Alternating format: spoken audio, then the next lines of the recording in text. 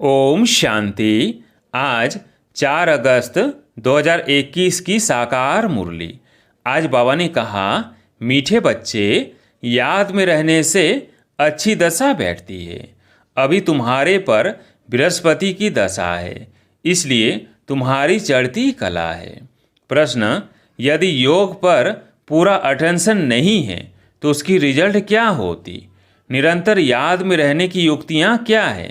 उत्तर, अगर योग पर पूरा अटेंशन नहीं है तो चलते चलते माया की प्रवेशता हो जाती है, गिर पड़ते हैं।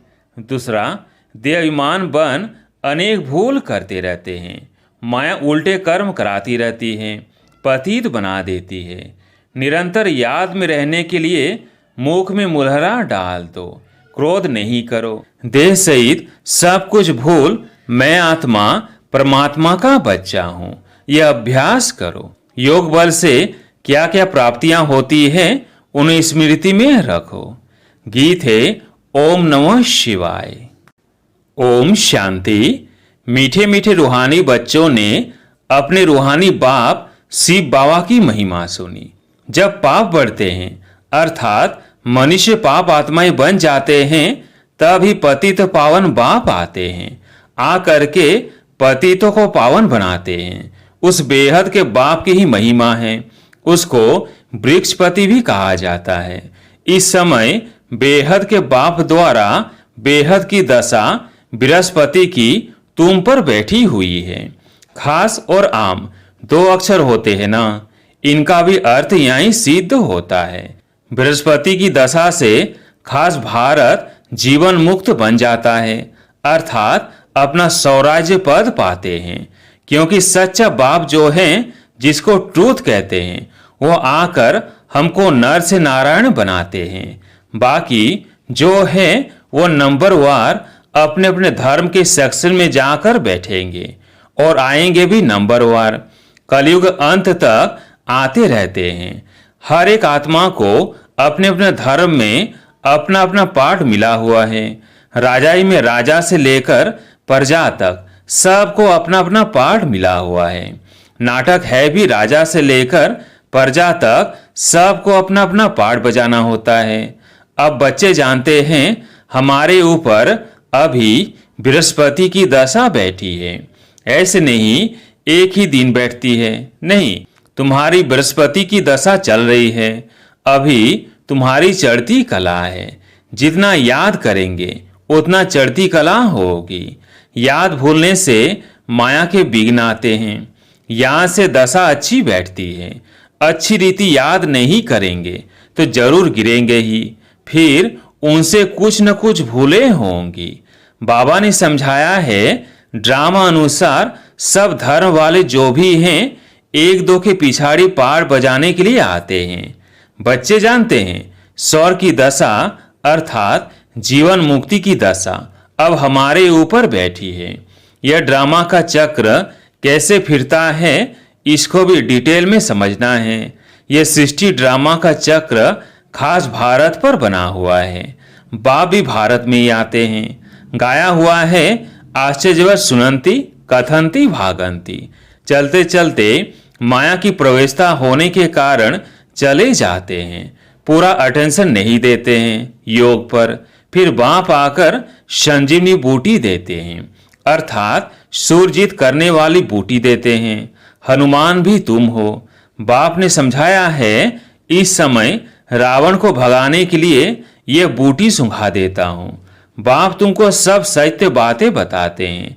सत्य है ही एक बाप जो आकर तुमको सत्य नारायण की कथा सुनाए, सतयुग की स्थापना करते हैं। इनको कहा ही जाता है ट्रूथ, सत्य बतलाने वाला। तुमको कहते हैं तुम शास्त्रों को मानते हो? बोलो हाँ, हम शास्त्रों को क्यों नहीं मानते हैं? जानते हैं ये सब भक्ति मार्ग के शास्त्र है, यह तो हम मानते हैं। ज्ञान और भक्ति 2 चीज है। जब ज्ञान मिलता है फिर भक्ति की क्या दरकार है? भक्ति माना उतरती कला, ज्ञान माना चढ़ती कला। इस समय भक्ति चल रही है। अभी हमको ज्ञान मिला है जिससे सदगति होती है। भक्तों की रक्षा करने वाला एक ही भगवान है, रक्षा दुश्मन से की जाती है ना। बाप कहते हैं मैं आकर तुम्हारी रावण से रक्षा करता हूँ। देखते हो ना रावण से कैसे रक्षा होती है, इस रावण पर जीत पानी है। बाप समझाते हैं मीठे बच्चे, इस रावण ने तुमको तमो प्रधान बनाया है।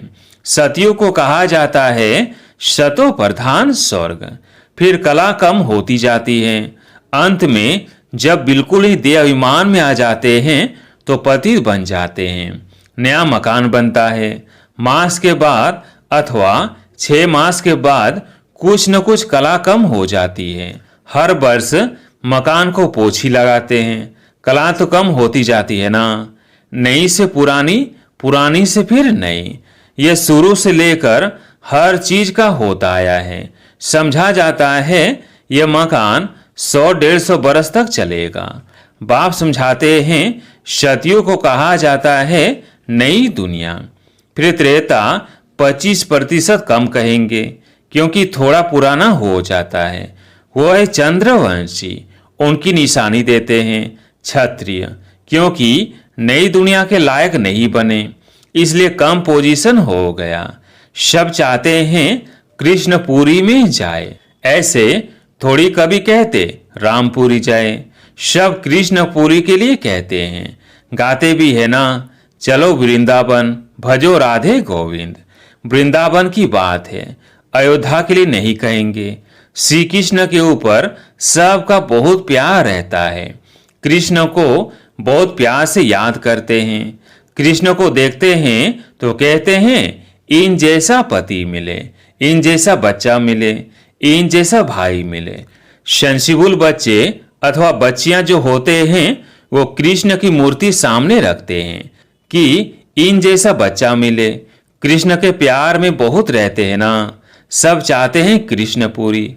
अभी तो है कंसपुरी, रावण की पुरी। कृष्णपुरी का बहुत महत्व है, कृष्ण को सब याद करते हैं। तब बाप कहते हैं तुम इतना समय याद करते आए हो, अब कृष्णपुरी में जाने का पुरुषार्थ करो। इनके घराने में तो जाओ, सूर्यवंशी घराने हैं तो इतना पुरुषार्थ करो जो राजाई में आकर राजकुमार से झूलो। यह समझ की बात है ना। बाप कहते हैं बच्चे जितना हो सके मन मना भव रहो। याद में न रहने से गिर पड़ते हैं, ज्ञान कब गिराता नहीं।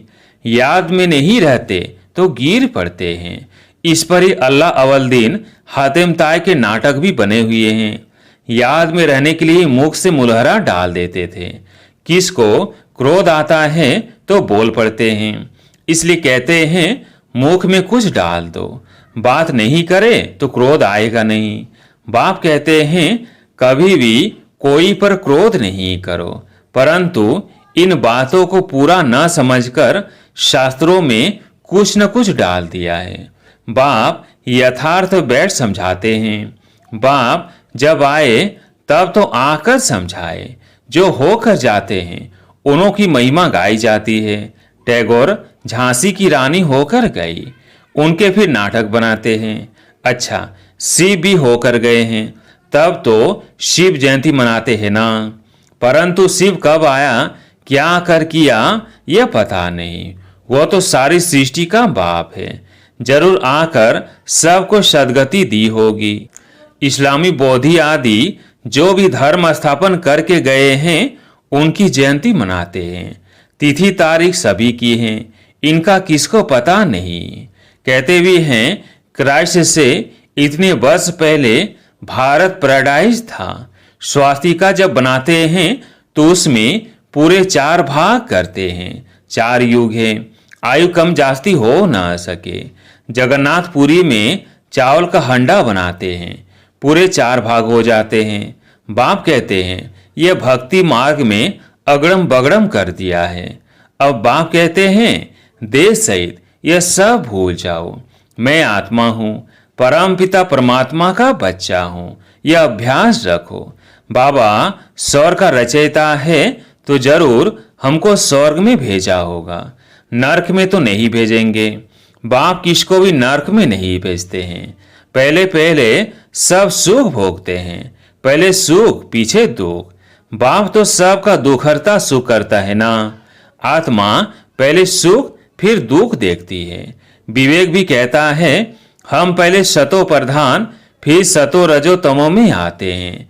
मनुष्य भी समझते हैं विलायत वाले सेंसिबल हैं, वहाँ तो बम से ऐसे बनाते हैं जो फर से खलास हो जाएंगे।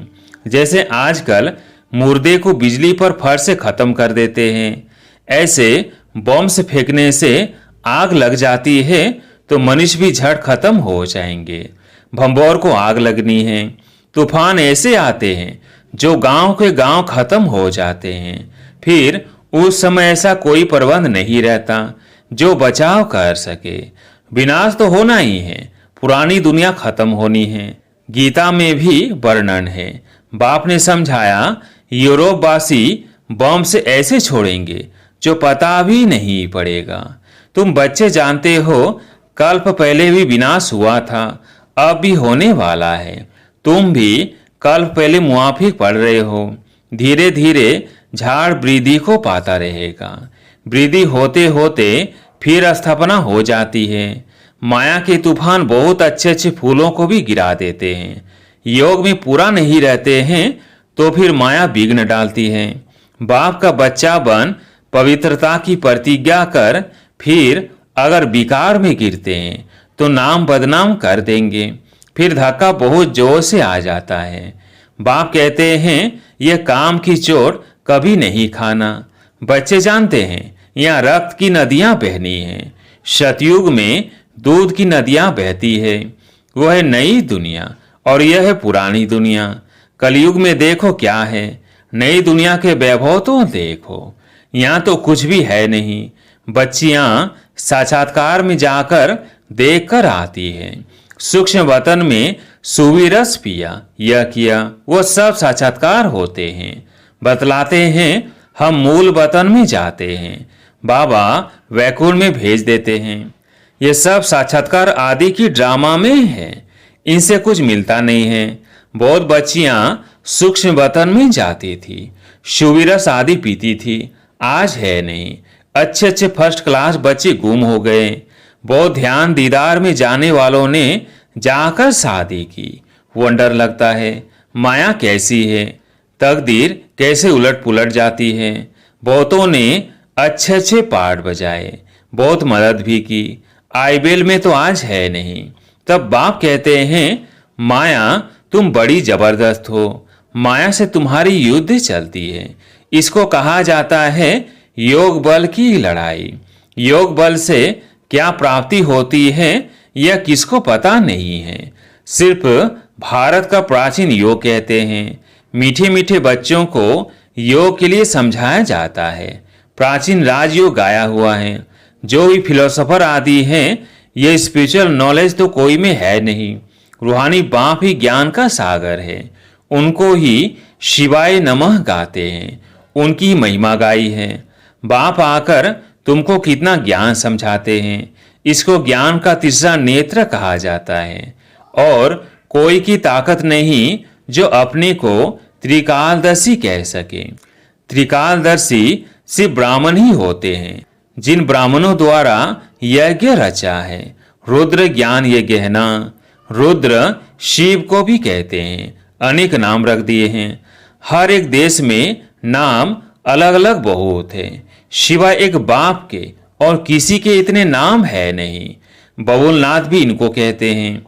बबुल उनको कहा जाता जिसमें कांटे होते हैं। बाबा कांटों को फूल बनाने वाला है, इसलिए उनका नाम बबुलनाथ रखा है। बॉम्बे में वहाँ बहुत मेला लगता है, अर्थ कुछ नहीं समझते। बाप बेट समझाते हैं उनका राइट नाम है शिव। व्यापारी लोग भी बिंदी को शिव कह देते हैं। एक दो गिनती जब करते हैं 10 पर आएंगे तो कहेंगे शिव। बाप भी कहते हैं मैं बिंदी हूँ स्टार। बहुत लोग ऐसे डबल तिलक भी देते हैं। माता और पिता ज्ञान सूर्य ज्ञान चंद्रमा की निशानी है, वो अर्थ नहीं जानते। तो बाबा योग पर समझा रहे थे योग कितना मशहूर है। अभी तुम बच्चे योग अक्षर छोड़ दो, याद करो। बाप कहते हैं योग अक्षर से समझेंगे नहीं, याद से समझेंगे। बाप को बहुत याद करना है।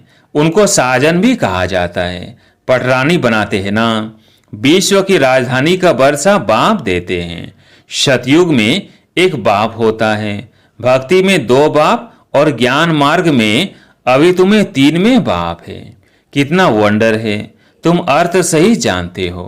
सतयुग में है ही सब सुखी, इसलिए पारलौकिक बाप को जानते ही नहीं। अभी तुम तीनों बाप को जानते हो। कितना सहज समझने की बातें हैं। अच्छा, मीठे मीठे सिकिलदे बच्चों प्रति माता पिता बाप दादा का याद, प्यार और गुड मॉर्निंग। रूहानी बाप की रूहानी बच्चों को नमस्ते। हम रूहानी बच्चों की रूहानी बाप दादा को याद, प्यार, गुड मॉर्निंग, नमस्ते नमस्ते। धारणा के लिए मुख्य सार। पहला पॉइंट, याद में रहने के लिए मुख से कुछ भी बोलो नहीं। मुख में मुलहरा डाल दो तो क्रोध खत्म हो जाएगा। कोई पर भी क्रोध नहीं करना है। दूसरा पॉइंट, इस दुग्धाम को अब आग लगनी है, इसलिए इसे भूल नई दुनिया को याद करना है। बाप से जो पवित्र रहने की प्रतिज्ञा की है उसमें पक्का रहना है। आज प्यारे मीठे बाबा का वरदान, पवित्रता के आधार पर सुख शांति का अनुभव करने वाले नंबर 1 अधिकारी भव। पवित्रता के आधार पर सुख शांति का अनुभव करने वाले नंबर 1 अधिकारी भव। जो बच्चे पवित्रता की प्रतिज्ञा को सदा स्मृति में रखते हैं उन्हें सुख शांति की अनुभूति स्वतः होती है। पवित्रता का अधिकार लेने में नंबर 1 रहना अर्थात सर्व प्राप्तियों में नंबर 1 बनना। इसलिए पवित्रता के फाउंडेशन को कभी कमजोर नहीं करना, तभी लास्ट सो फास्ट जाएंगे। इसी धर्म में सदा स्थित रहना। कुछ भी हो जाए, चाहे व्यक्ति, चाहे प्रकृति, चाहे परिस्थिति कितना भी हिलाए, लेकिन धरत पर ये धर्म ना छोड़िए। स्लोगन, व्यर्थ से इनोसेंट बनो तो सच्चे सच्चे सेंट बन जाएंगे। व्यर्थ से इनोसेंट बनो तो सच्चे सच्चे सेंट बन जाएंगे। अच्छा, ओम शांति।